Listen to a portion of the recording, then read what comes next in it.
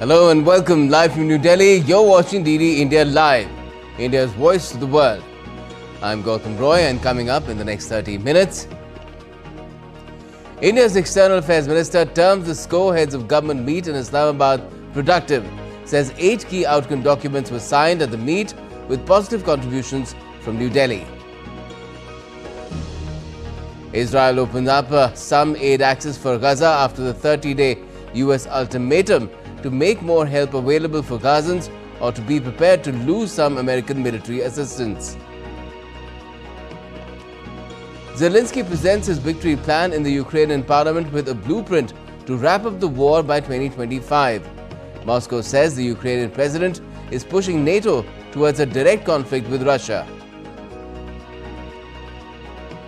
And Lionel Messi equals Cristiano Ronaldo's hat-trick record after a vintage performance for Argentina, which thrashed Bolivia 6-0 in a 2026 World Cup qualifier.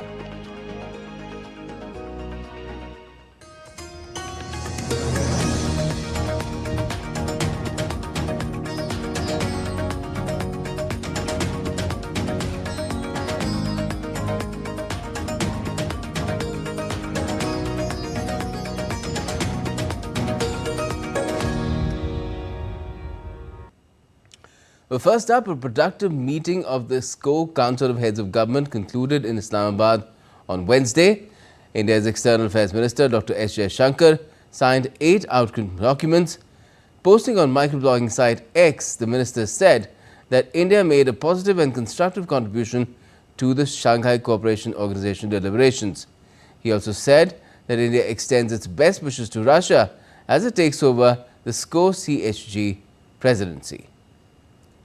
Now let's understand the 8 key takeaways from the India perspective.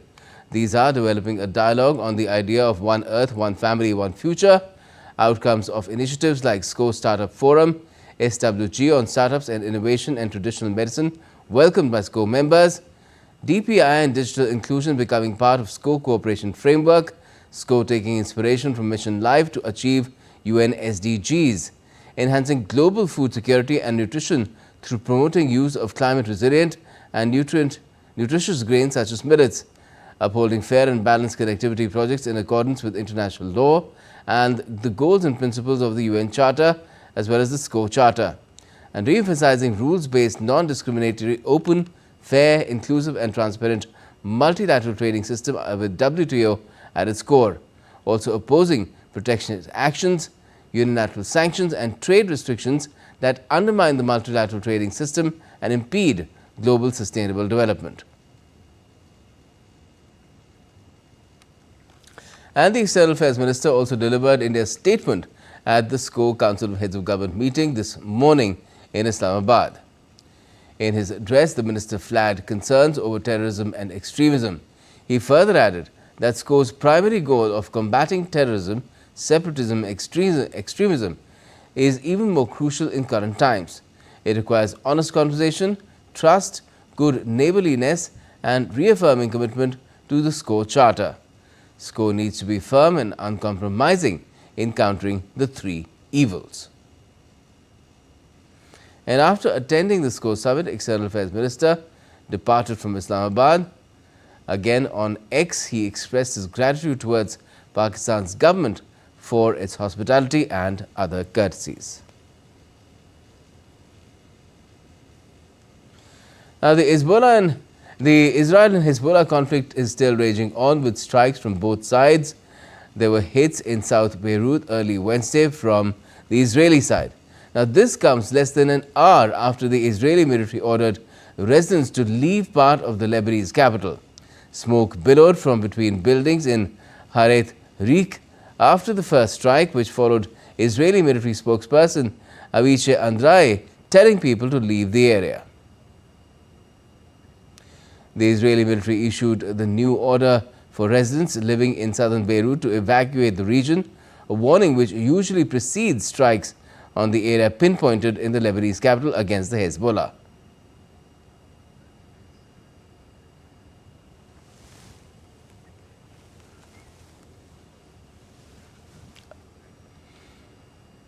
Meanwhile, Israeli Prime Minister Benjamin Netanyahu has opposed any ceasefire deal that would not halt Hezbollah from rearming. While speaking to French President Emmanuel Macron, the Israeli Prime Minister said he was opposed to a unilateral ceasefire which does not change the security situation in Lebanon and which only returns it to the way it was. Netanyahu and the Israeli military have insisted there must be a buffer zone along Israel's border with Lebanon where there is no presence of Hezbollah fighters. And the United States has asked Israel to improve Gaza's humanitarian situation in the next month or risk military aid. U.S. Secretary of State Antony Blinken and Defense Secretary Lloyd Austin, in a leaked letter to Israeli officials, said that they must take steps within 30 days to improve the humanitarian situation in Gaza to avoid legal action involving U.S. military aid. The letter cited Israel's denial of most humanitarian movements between northern and southern Gaza and burdensome and excessive restrictions on what goods can enter Gaza.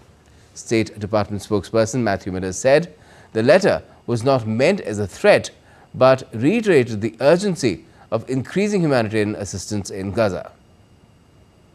We know that it's possible to get humanitarian assistance into Gaza. We know it can be done. We know that the various logistical and bureaucratic obstacles can be surmounted. And so it is incumbent upon the government of Israel to surmount those challenges and get assistance in.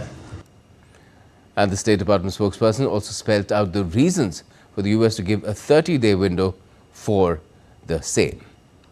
We didn't think it was appropriate to send a letter and just say this has to happen overnight. We made clear there's a short window in which we want to see changes because the humanitarian situation is so dire on the ground.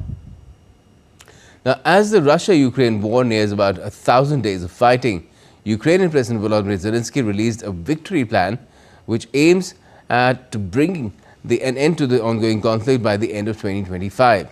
The victory plan was presented to the Ukrainian parliament on Wednesday based on the input Zelensky received from Kyiv's Western allies. The Ukrainian president criticized China, Iran and North Korea for their support to Moscow in Russia's more than 2-year conflict with Ukraine. Zelensky ruled out ceding the Ukrainian territory in his victory plan. He has also urged the West to lift restrictions on long-range arms. Along with this, Ukrainian president has also urged his country's allies in the West to extend an invitation to Kyiv to join NATO as part of his plan to end Russia's invasion. He has also called for the deployment in Ukraine of a comprehensive force to deter more Russian attacks. The Ukrainian president said that he will present his victory plan at the EU summit on Thursday. The Kremlin has dismissed the victory plan outlined by Ukrainian President Volodymyr Zelensky, calling for bolstered Western support, saying it was some ephemeral peace plan. Kremlin spokesperson Dmitry Peskov said that the only peace plan there can be is for the Kyiv regime to realize the futility of the policy it is pursuing and understand the need to sober up. In fact, it's also saying that this plan only pushes NATO to a conflict with Russia.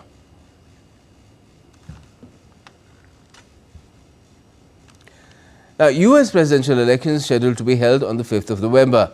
Former President Donald Trump is in a direct race or fight with Vice President Kamala Harris. Campaigning is on at full swing by both the Republican and Democratic camps, particularly in the battleground states. DD India's Amitpal Singh sent us this report.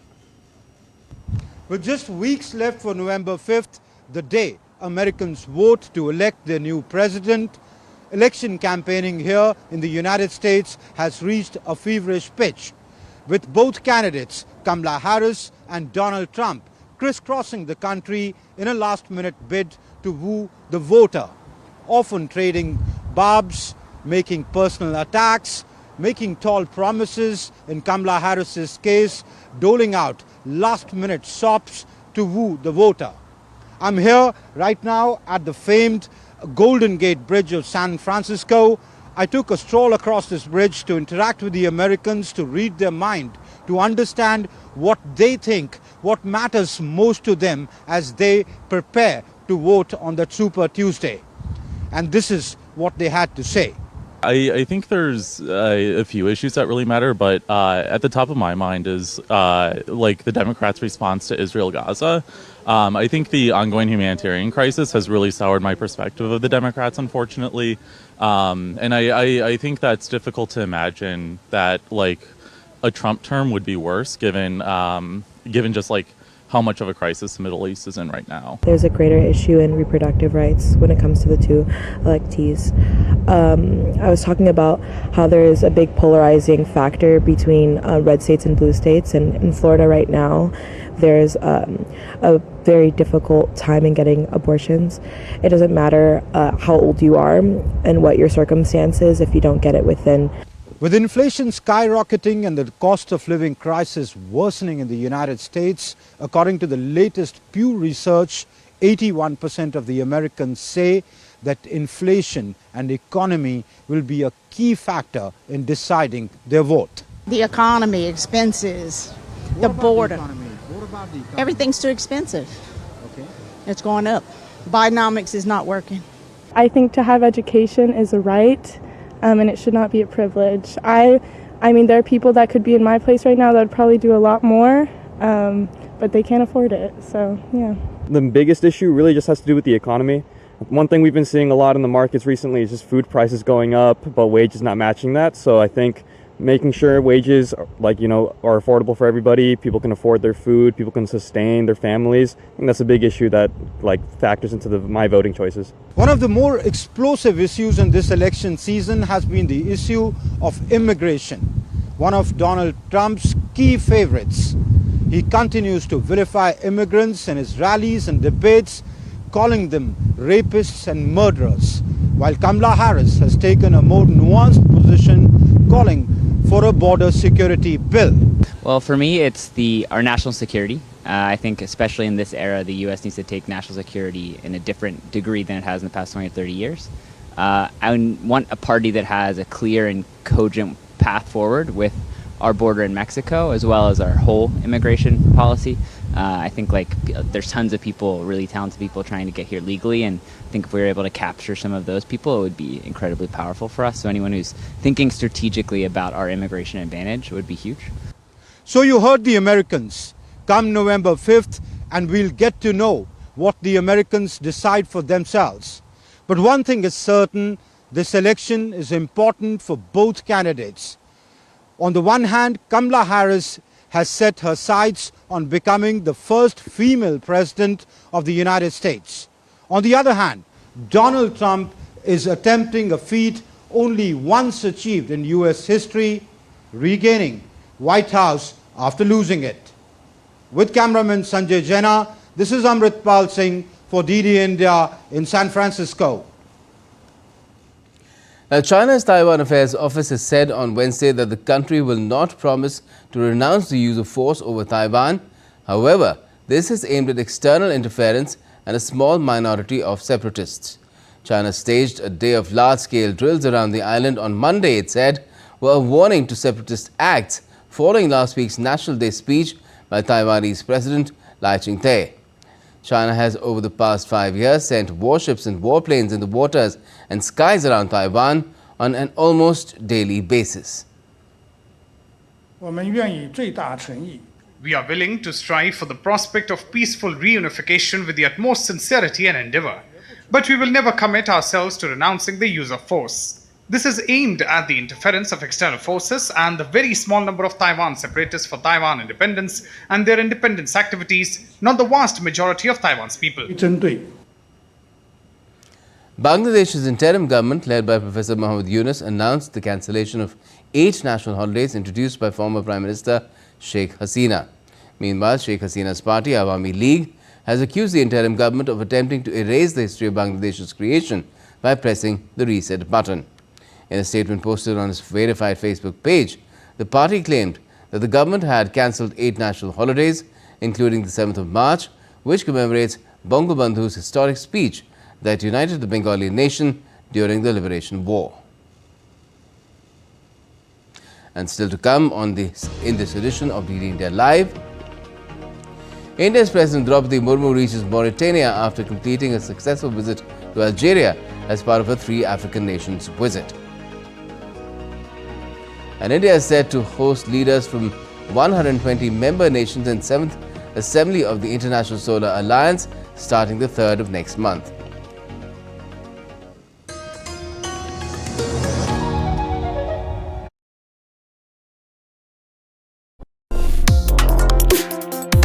Complex issues, hidden agendas, twists and turns, strategic games. We think all dots are linked. We just need to connect them. Join me every week as I connect the dots to unravel hidden designs in statecraft, mysteries, and decode issues that matter to you. Watch Connecting the Dots with me at these times on DD India.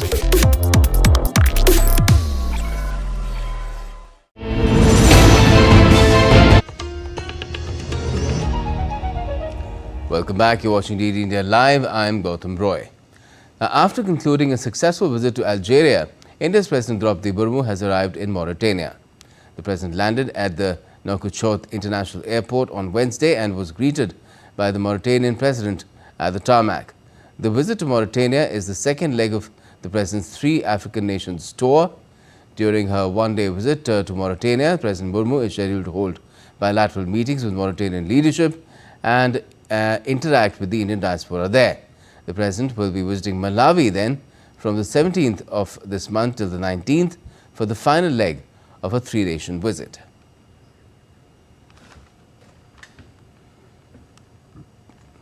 The curtain raiser for the 7th session of the International Solar Alliance Assembly was hosted today in New Delhi. Leaders from 120 member countries are to attend the 7th session of the International Solar Alliance Assembly in New Delhi from the 3rd to the 6th of November. DD India's Tapas Bhattacharya has more inputs on the event.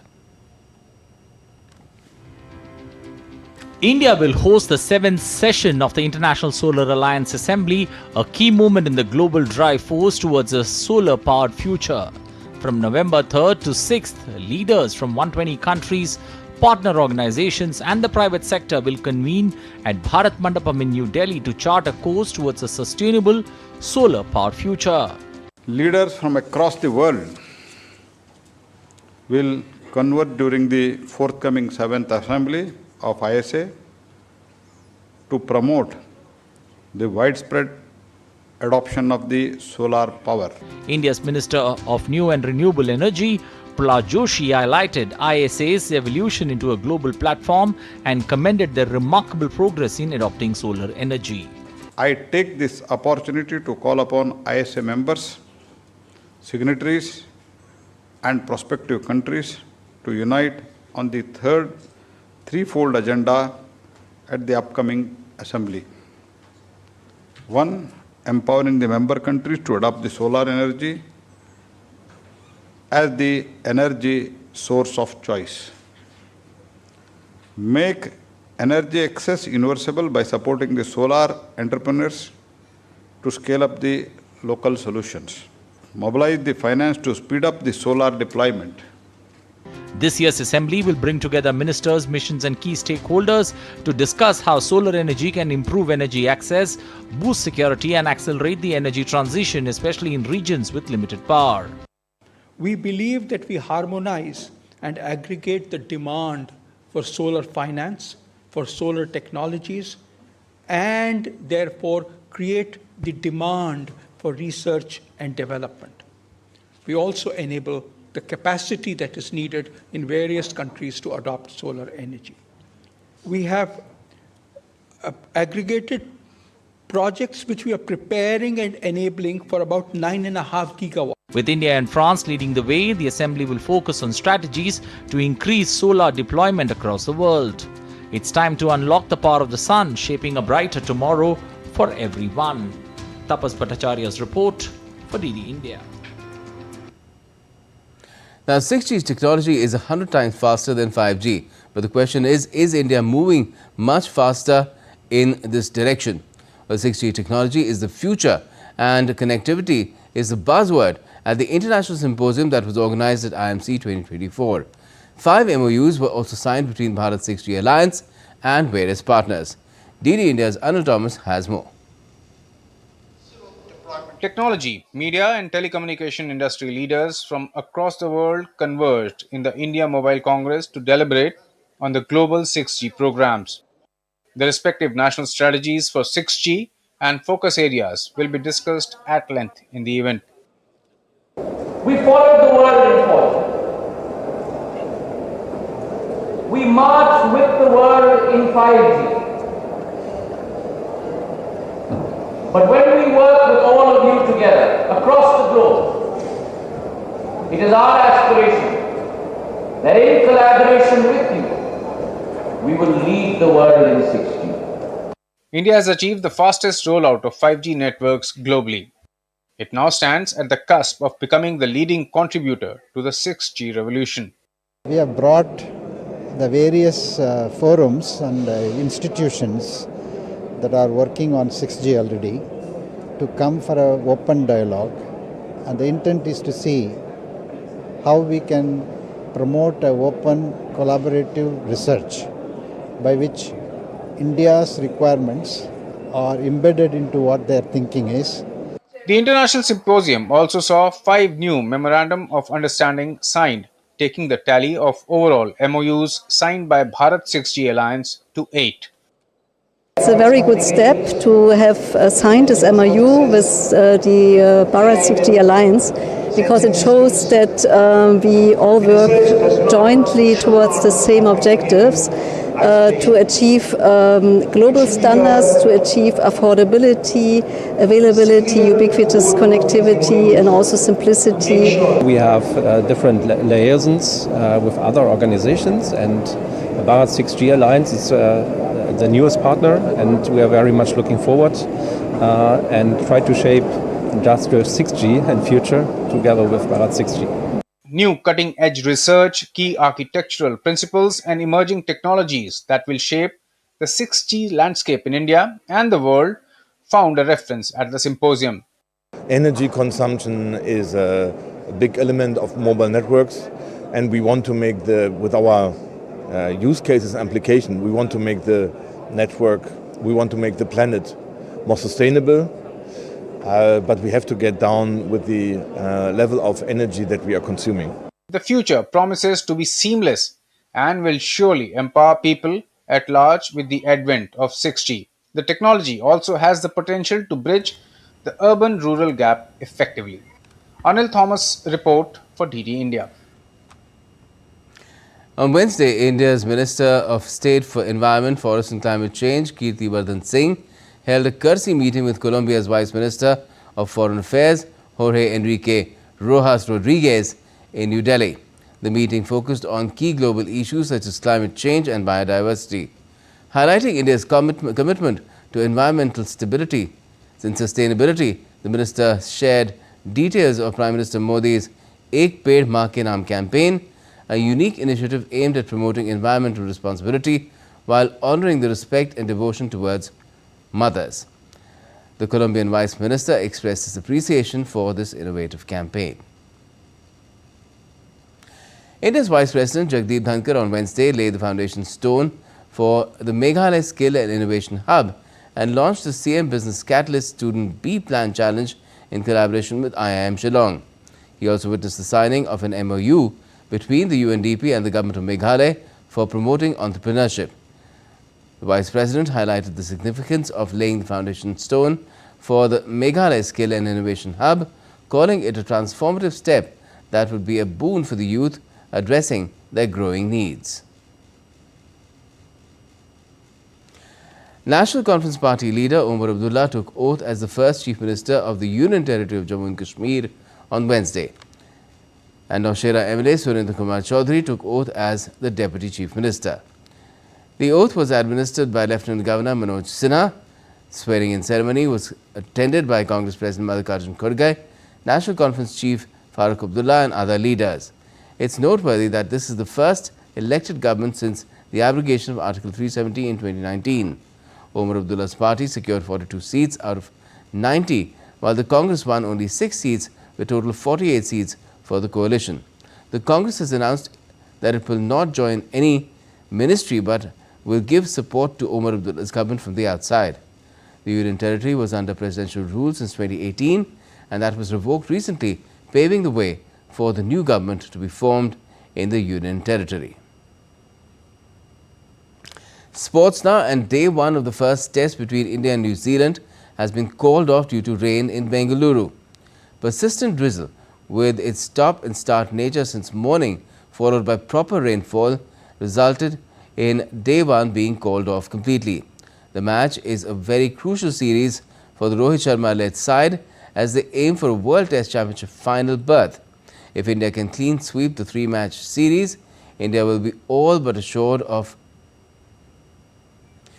Lionel Messi's hat-trick led Argentina to a comprehensive 6-0 win over Bolivia, finishes 2 assists in a one-sided game.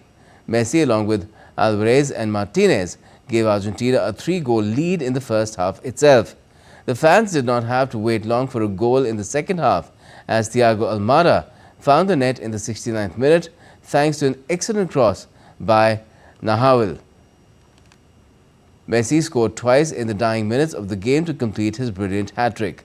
Now with this win, Argentina have moved to the top of the points table with 22 points from 10 games, and in doing so, Messi has also equalled Ronaldo's record of international hat-tricks. And that's all we have for this edition of DD India Live, but let us know your thoughts on the news of the day. And for those on the go, you can get all the latest news and updates from India and across the world on DD India's mobile app. It's available on both Android and iOS. You can scan the QR code on the screen and download the app now. And we'll be back with more news as it breaks here on DD India. I'm Gautam Roy, and from all of us here in Delhi, thanks for watching DD India Live.